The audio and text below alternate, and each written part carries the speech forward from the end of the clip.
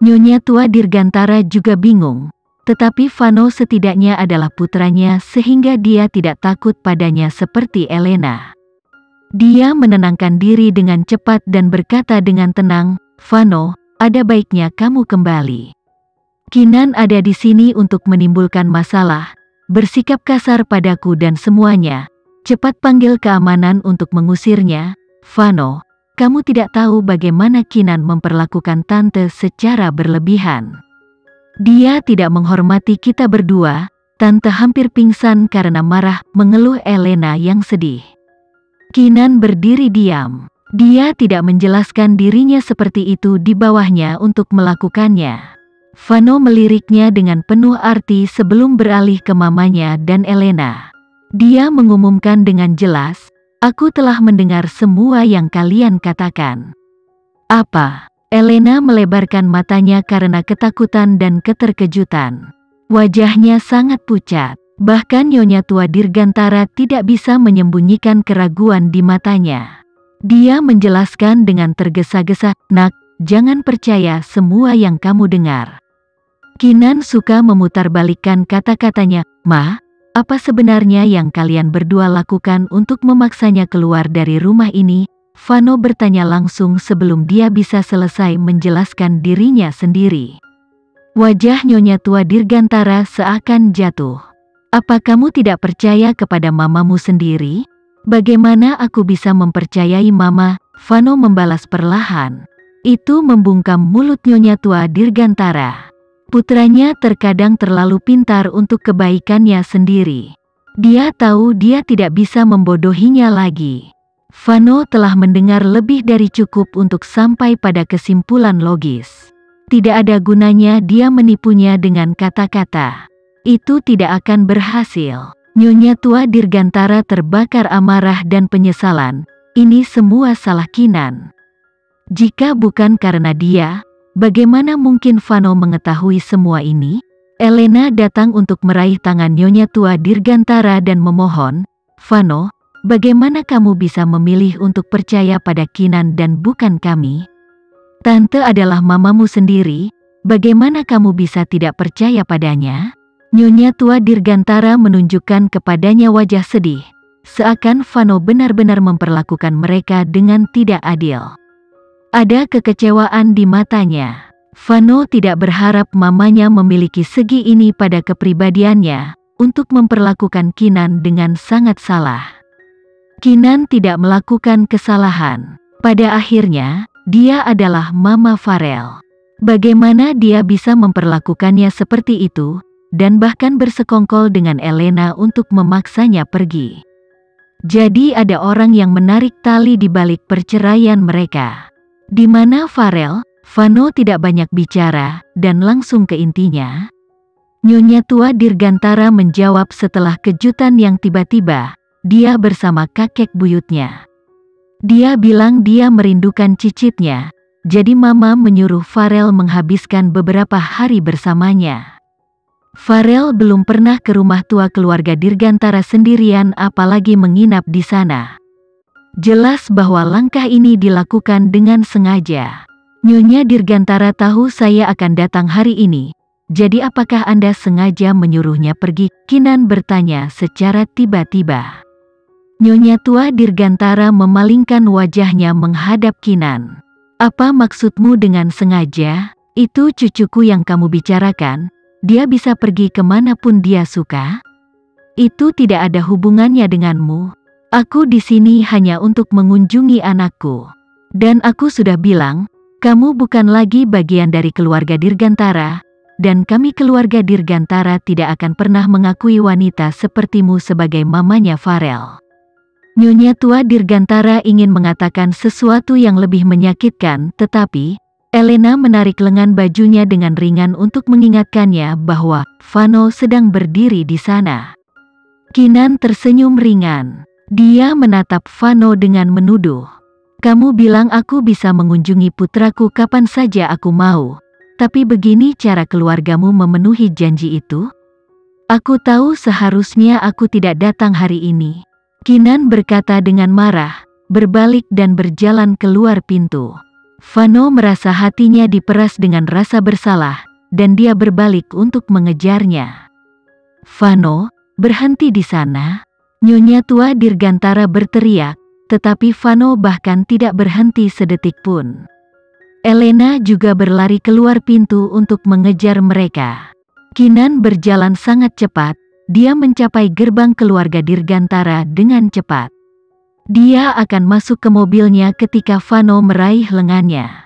"Aku serius dengan tawaran itu," jelasnya dengan sabar. Untuk beberapa alasan, Vano merasa berhutang penjelasan padanya. Kinan mengangkat kepalanya dan matanya yang tanpa ekspresi bertemu dengan mata Vano. "Jadi apa? Keluargamu akan selalu menghalangi ketika aku ingin mengunjungi putraku.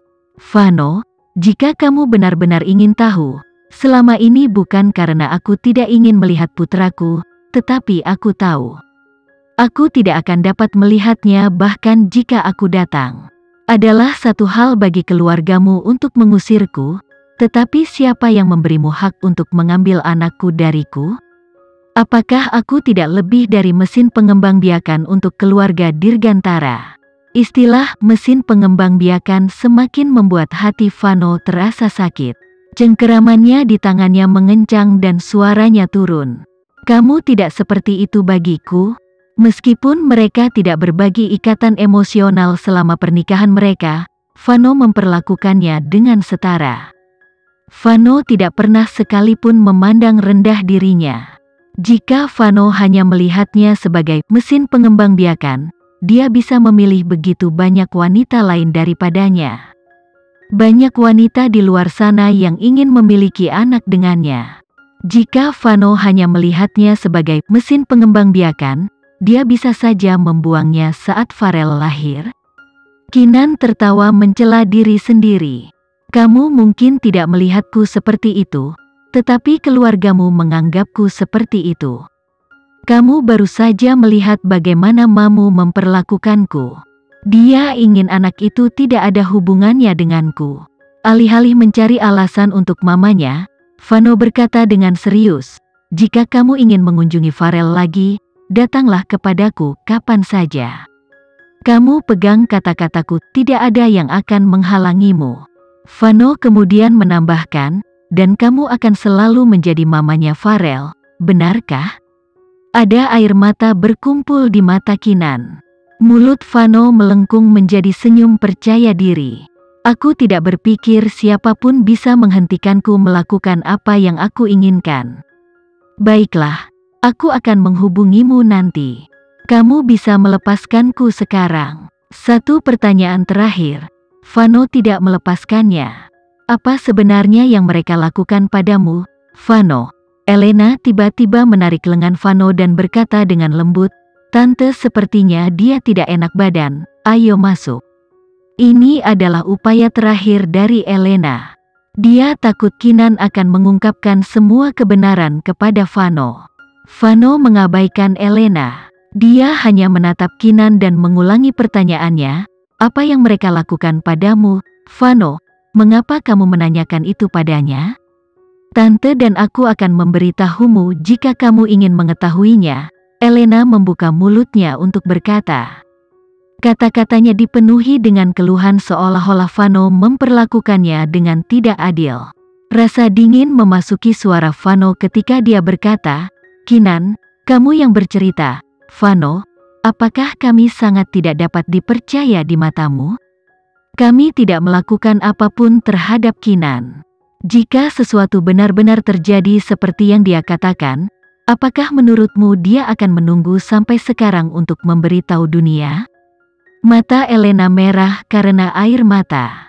Dia tidak pernah gagal mendapatkan belas kasihan dari pria dengan keterampilan ini sebelumnya. Sayangnya, pria yang berdiri di depannya saat ini adalah Vano. Dia adalah manusia yang sangat rasional. Kinan merasa senang melihat Elena menggeliat seperti itu. Dia memandang Elena, melengkungkan mulutnya menjadi seringai dan berkata, "Mereka tidak melakukan apapun padaku." Elena bisa merasakan kakinya lemas karena terkejut dan lega. Dia seharusnya tahu Kinan tidak akan mengungkapkan apapun. Dia terlalu akrab dengan kepribadiannya. Kinan suka jika semuanya terkurung di dalam dirinya, alih-alih berbagi rasa sakitnya dan menjelaskan dirinya kepada dunia. Selain itu, akan sangat sulit untuk menjelaskan hal yang terjadi tahun itu. Itu adalah alasan mengapa dia tidak mengatakan sepatah kata pun sebelumnya, dan mengapa dia tidak mengatakan sepatah kata pun sekarang.